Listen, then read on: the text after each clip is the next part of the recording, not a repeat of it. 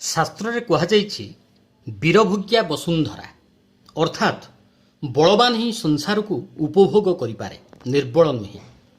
जो माने वीर साहसी कौशली पराक्रमी और क्षमताशाली सही माने ही जुगे जुगे जीवन संग्राम रे जयी होई थांती। मात्र जो माने दुर्बल से माने सर्वदा लांछित घृणित और परास्त होई थांती। इंग्राजी रे कुहଯାଇଛି strength is life weakness is death. शक्ति ही जीवन दुर्बलता ही मृत्यु। शक्ति ही सुख और आनंद। मनीष बंचिबाकु हेले शक्तिर प्रयोजन अछि। दुर्बलतार मूल कारण हेउची देहात्म भाव आउ देहात्म भावर कारण अज्ञानता। एही अज्ञानता जनित देहात्म भाव पाई मनुष्य मानसिक भाव में दुर्बल होई पड़े। श्री श्री ठाकुर भाषा रे परर दुर्दशा देखि परर व्यथा देखि परर मृत्यु देखि निजर दुर्दशा व्यथा बा मृत्युर आशंका करी भांगी पड़िबा झाउली पड़िबा बा कांदी आकुल हेबा से सबु दुर्बलता। दुर्बलता कौनसी स्थिति नुहे बरं जीवन स्वरूप विस्मृति हेले दुर्बलता जात हुए। अनेक समय यह आलस्य और अकर्मण्यतार परिणति अटे। अन्य भावरे श्री श्री ठाकुर दुर्बलतार स्वरूप संपर्क में कहिचंती हटि जावाटा बरं दुर्बलता नुहे किंतु चेष्टा न करिबा ही दुर्बलता। यह प्राणशक्ति को क्षीण कर दिए। मनुष्यर सक्रिय इच्छा शक्ति रे व्याघात सृष्टि करे। सेथिपाई परम दयाल श्री श्री ठाकुर संज्ञा देवाकु जाई बाणी देइछंती दुर्बलता माने ही संदिच्छाहीन श्रथ बोधि अनुशीलन रे अज्ञता बा अल्पता। दुर्बलता हेतु मनुष्य ठारे नैराश्य सृष्टि होई थाए। पेसिमिज्म बा नैराश्यर कथा श्री श्री ठाकुर आदौ सह्य करि पारंती नाही। दुर्बलता पाई मनुष्य सबु विषय रे अनुराग शून्य होई जाए। एहार उपस्थिति रे अर्जुनंक परि ज्ञानी और वीर मध्य विषाद जोगरे व्रती होइथिले। ए विषय रे मुंडक उपनिषद रे ऋषिकंठ रे उद्गीत होइछि नयमात्मा बलहीनेन लभ्य अर्थात परमात्मा बलहीन बा दुर्बल मना मनुष्य को प्राप्त हुअंती नाही। तेणु एही दुर्बलता को प्रथमे दूर करिबा ही साधनार प्रथम और प्रमुख लक्ष्य। विपज्जनक अवस्था थिबा रोगी को प्रथमे जीवन रक्षाकारी इंजेक्शन दे तापरे तार नियमित चिकित्सा करा जाए। चिकित्सक यदि यह न करंती तेबे रोगी संभवतः मरीजीव। सेहीपरि भगवत गीता संभाषण आरंभ करने समय भगवान श्रीकृष्ण कर्मयोग विभूति योग भक्ति योग भली शिक्षारू तांकर उपदेश आरंभ करि पारि थांते किंतु सेपरि नकरी द्वितीय अध्यायरू तांकर शिक्षादान आरंभ करिसेंती। संपूर्ण प्रथम अध्यायटी अर्जुनंकर विषाद रे सीमित। भगवान गोटिए मध्य शब्द कहि नांती। से द्वितीय अध्यायरू अर्जुनंक सहित संभाषण आरंभ करिसेंती। विषादरू दुर्बलतारू तांकु प्रथमे उद्धार करिबा पई प्रचेष्टा स्वरूप जोगेश्वर भगवान श्रीकृष्ण द्वितीय अध्याय रे सांख्य योग बा आत्मज्ञान तत्वर अवतरणा माध्यम रे कहिचंती क्लैब्यं मास्म गमः पार्थ नै तत्युपपद्यते क्षुद्रं हृदय दौर्बल्यं त्यक्त तिष्ठ परंतप। अर्थात हे पार्थ तुम्हें क्लीवत्व प्राप्त हुओ नाही। यह तुम योग्य कर्म नुहे। तुम्हें शत्रु मानकर भय प्रदानकारी अट।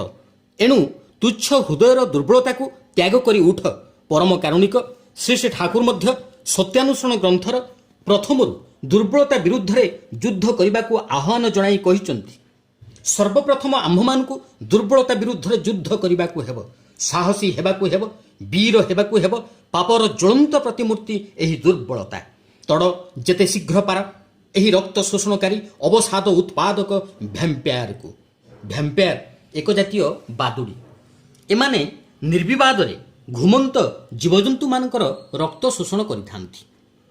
सत्यानुसरण आपण कहिचंती सर्वप्रथम आम्भमानकु दुर्बलता विरुद्ध रे युद्ध करबाकु हेब। साहसी हेबाकु हेब वीर हेबाकु हेब। दुर्बलता कहिले आपण कोन बुझाइबाकु चाहिचंती एवं साहसी और वीर हेबार रकमटा कोण बोली श्रीजुक्त प्रफुल्ल कुमार दासंकर ପ୍ରଶ୍ନର ଉତ୍ତରରେ ଶ୍ରୀ ଶ୍ରୀ ଠାକୁର କହିଛନ୍ତି ସତ୍ୟନିଷ୍ଠ ଚଳନୀର ପରିପନ୍ଥୀ କୌଣସି କିଛିକୁ ପ୍ରଶ୍ରୟ ଦେବା ବା ମାନି ନେବା ହିଁ ହେଉଛି ଦୁର୍ବଳତା। ଧର ତୁମେ ଜାଣ ଓ ବିଶ୍ୱାସ କର ଯେ କୃତଜ୍ଞତା ଖରାପ ଜିନିଷ। ତୁମର ସାମ୍ନାରେ ଜଣେ ସମ୍ଭ୍ରାନ୍ତ ପରାକ୍ରାନ୍ତ ଓ ଅର୍ଥବାନ ଲୋକ ହୁଏତ କୃତଜ୍ଞତାର ସମର୍ଥନ ସୂଚକ କଥା କହୁଛି।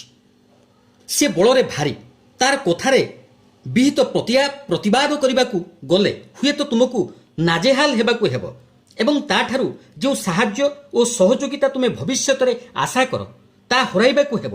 ଏହିସବୁ ଭାବି ଚିନ୍ତି ତୁମେ ହୁଏତ ଚୁପ୍ ହୋଇ ରହିଲ ଏବଂ ତୁମେ ଚୁପ୍ ହୋଇ ରହିବାର ସମର୍ଥନରେ ହୁଏତ ପରେ ଲୋକ ସମକ୍ଷରେ ନାନା ତତ୍ତ୍ୱର ଅବତାରଣା କରି ସେମାନଙ୍କର ସତ୍ସାହସ ଓ ମେରୁଦଣ୍ଡ ଭାଙ୍ଗି ଦେବାକୁ ଚାହିଁଲ। ଏହି ଧରଣର କ୍ଲିବତା, ଭୀରୁତା ବା କାପୁରୁଷତା ଦୁର୍ବଳତାର ଗୋଟିଏ ଜ୍ୱଳନ୍ତ ଦୃଷ୍ଟାନ୍ତ। ଆହୁରି କେତେ ରକମର ଅଛି। ଜାଣି ବୁଝି ଦୁଷ୍ପ୍ରବୃତ୍ତିକୁ ପୋଷି ରଖିବାର ପ୍ରବଣତା ସର୍ବନାଶା। ଏସବୁ ରହିଲେ ସଦ୍ଗୁଣ ଥିବା ସତ୍ତ୍ୱେ ଗୋଟିଏ ଲୋକର ଚରିତ୍ର ଓ ବ୍ୟକ୍ତିତ୍ୱ କୌଣସି ପ୍ରକାର ଜ୍ୱଳନ୍ତ ହୋଇ ଉଠିବ ନାହିଁ, ତାର କୌଣସି ପ୍ରଭାବ ହୁଏ ନାହିଁ। ଏପରି ଲୋକ କିଛିଟା ବିବେକୀ ହେଲେ ଗୋଟିଏ ଗଭୀର ଅବସାଦ ବୋଧ ତାକୁ କୋରି କୋରି ଖାଏ। ତା ଫଳରେ ଅସୁସ୍ଥତା ଓ ଅକାଳ ମୃତ୍ୟୁର କବଳରେ ପଡ଼ିବାକୁ ହୋଇପାରେ ତାକୁ। ଅନେକ ସମୟରେ ଭବିଷ୍ୟତ ବଂଶଧରମାନଙ୍କ ମଧ୍ୟରେ ବି ଏହି ଦୁର୍ବଳତା ସଂକ୍ରମିତ ହୁଏ।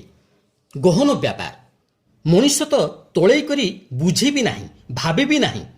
ଦୁର୍ବାସନାର ଦାସ ହୋଇ ଅନେକ ସାରା ଜୀବନ ଅଜ୍ଞାତସାରରେ ସବଂଶ ଓ ସପରିବେଶ ନିଜର କବର ଖୋଳି ଚାଲନ୍ତି। ତେବେ ସତ୍ ସ୍ୱରୂପରେ ଜ୍ୱଳନ୍ତ ଜୋରଦାର ବିଶ୍ୱାସ ଯଦି କାହାରି ବି ଥାଏ, ସେ ନିଜର ବା ଅପରର ଦୁର୍ବଳତାର ପୃଷ୍ଠପୋଷକତା କରେ ନା। ଦେହବଳ, ଧନବଳ, ଜନବଳ ନଥିଲେ ମଧ୍ୟ ମଣିଷ ଭଗବତ ବିଶ୍ୱାସ ଓ ଆତ୍ମବିଶ୍ୱାସର ଜୋରରେ ଅକୁତ ଭୟ ହୁଏ। ଆତ୍ମିକ ବଳ ଓ ମନୋବଳ ହିଁ ଏଠାରେ ଅନ୍ଧାର ପଥରେ ଆଲୋକ ଜଳାଇ ଦୂରିତ ନିରସନର ପ୍ରେରଣା ଯୋଗାଏ। ତା ସପରିବେଶ ନିଜର। ତେଣୁ ଏହିମାନଙ୍କର ଜୀବନରେ ଅସତ୍ ନିରୋଧୀ ପରାକ୍ରମ ସ୍ୱତଃ ସହଜ ଓ ସାବଲୀଳ ହୋଇ ଉଠେ। ଦୁର୍ବାସା ଜାତୀୟ କ୍ରୋଧୀ ସ୍ୱଭାବର ଲୋକ ଯେଉଁମାନେ ବା ଇନଫିରିୟରିଟି କମ୍ପ୍ଲେକ୍ସ ହୀନମନ୍ୟତାର ଶିକାର ଯେଉଁମାନେ, ସେମାନେ ହୃଦୟ ଅଥଚ ବଳିଷ୍ଠ ଭାବେ ଅସତ ନିରୋଧ କରିପାରନ୍ତି କମ୍ ହିଁ। ସେମାନେ ଅନେକ ସମୟ ଭାଙ୍ଗନ ବିଳାସୀ ହୁଅନ୍ତି। ଯେଉଁମାନେ ନିଜର ଦୋଷ ଦୁର୍ବଳତାକୁ ଶାସନରେ ସଂଯତ କରିବାକୁ ଜାଣନ୍ତିନି, ସେମାନେ ଅନ୍ୟର ଦୋଷ ସଂଶୋଧନ କରିବେ କିପରି? ଆଲୋଚନା ପ୍ରସଙ୍ଗ 14 ଖଣ୍ଡରୁ ସଂଗୃହୀତ। ସବୁ ଜ୍ଞାନ, ସବୁ ଶକ୍ତି ଆମ ଭିତରେ ଅଛି, ବାହାରେ ନାହିଁ। ଶକ୍ତି ଶୂନ୍ୟରୁ ଆସିପାରେ ନା। ବିଜ୍ଞାନ ଭାଷାରେ something cannot come out of nothing. ଶୂନ୍ୟରୁ କିଛି ଆସେ ନାହିଁ। ତା ସତ୍ତ୍ୱେ ମଣିଷ ଏହା ଉପଲବ୍ଧି କରିବାକୁ ଅସମର୍ଥ। ଏହାର ଏକମାତ୍ର କାରଣ ହେଉଛି ଦୁର୍ବଳତା।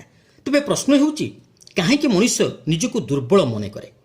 ପ୍ରିୟ ପରମ ଶ୍ରୀ ଶ୍ରୀ ଠାକୁର ଉତ୍ତରରେ କୁହନ୍ତି, ଯେଉଁ ପରିମାଣରେ ଦୁଃଖର କାରଣରେ ମନ ସଂଲଗ୍ନ ହୋଇ ଅଭିଭୂତ ହେବ, ସେହି ପରିମାଣରେ ହୃଦୟରେ ଭୟ ଆସିବ, ଦୁର୍ବଳତାଗ୍ରସ୍ତ ହୋଇପଡ଼ିବ।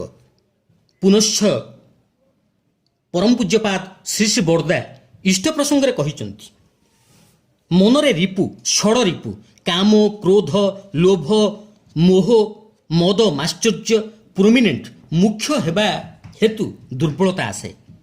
ଆମେ ଦୁଃଖ ପାଉ। ଏହି ଦୁର୍ବଳତାକୁ ପ୍ରବୃତ୍ତି ପ୍ରୀତିକୁ କାୟ ମନ ବାକ୍ୟରୁ ତଡ଼ିଦେବା ଦରକାର। ଏହାର ପ୍ରଭାବରେ ମଣିଷର ଆତ୍ମବିଶ୍ୱାସ ଟଳମଳ ହୁଏ। ଏହା ବ୍ୟକ୍ତିକୁ ଅବକ୍ଷୟକୁ ବାଟ କଢ଼ାଇ ନେଇଯାଏ।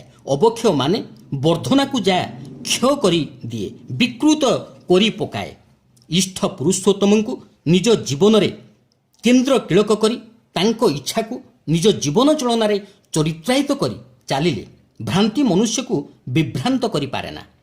ମନୁଷ୍ୟ ଦିବ୍ୟଜ୍ଞାନର ଅଧିକାରୀ ହୋଇ ଆତ୍ମସ୍ୱରୂପର ଗରିମା ସମ୍ପର୍କରେ ଅବଗତ ହେବା ଦ୍ୱାରା ତାର ଦୁର୍ବଳତା ଦୂରୀଭୂତ ହୋଇଯାଏ। ସେ ବୀର୍ଯ୍ୟବାନ ଓ ଉର୍ଜିତେଜା ହୋଇ କୁଶଳ କୌଶଳୀ ପରାକ୍ରମ ନେଇ ଦୁର୍ବଳତାକୁ ପ୍ରତିହତ କରିବା ଦ୍ୱାରା ଜୀବନକୁ ମହାନ ଉତ୍କୃଷ୍ଟ ଉପଯୋଗୀ କରିପାରେ। ତେଣୁ ମଣିଷର ଯେତେ ପରିମାଣରେ ଇଷ୍ଠାନୁରକ୍ତି ବଢ଼ିବ ସେତେ ପରିମାଣରେ ଦୁର୍ବଳତା ଠାରୁ ରକ୍ଷା ପାଇପାରିବ। ଏହି ପରିପ୍ରେକ୍ଷୀରେ ପରମ ଲୋକପାଳି ପରମ ପ୍ରେମମୟ ଯୁଗଗୁରୁ ଶ୍ରୀ ଶ୍ରୀ ଠାକୁର ଅନୁକୂଳ ଚନ୍ଦ୍ର ସହଜ ଓ ସୁନ୍ଦର ଭାବରେ ତାଙ୍କର ଅମୃତମୟ ବାଣୀରେ କହିଛନ୍ତି, ତୁମର ଅନୁରକ୍ତି ଯେତେବେଳେ ସର୍ବୋତ ଭାବରେ ତୁମର ଆଦର୍ଶଙ୍କଠାରେ ସାର୍ଥକ ହେବାର ଆକୁତିକୁ ଅବିରଳ ଭାବରେ ବହନ କରି କର୍ମ ନିପୁଣତାରେ ପର୍ଯ୍ୟବସିତ ହେବ, ଦୁର୍ବଳତାର ଅବସାନ ତୁମର ସେହି ସମୟରୁ ହିଁ ଆରମ୍ଭ ହେବ। ଚଲାର ସାଥୀ ବାଣୀ ସଂଖ୍ୟା 107। ବନ୍ଦେ ପୁରୁଷୋତ୍ତମମ୍। ଜୟ ଗୁରୁ।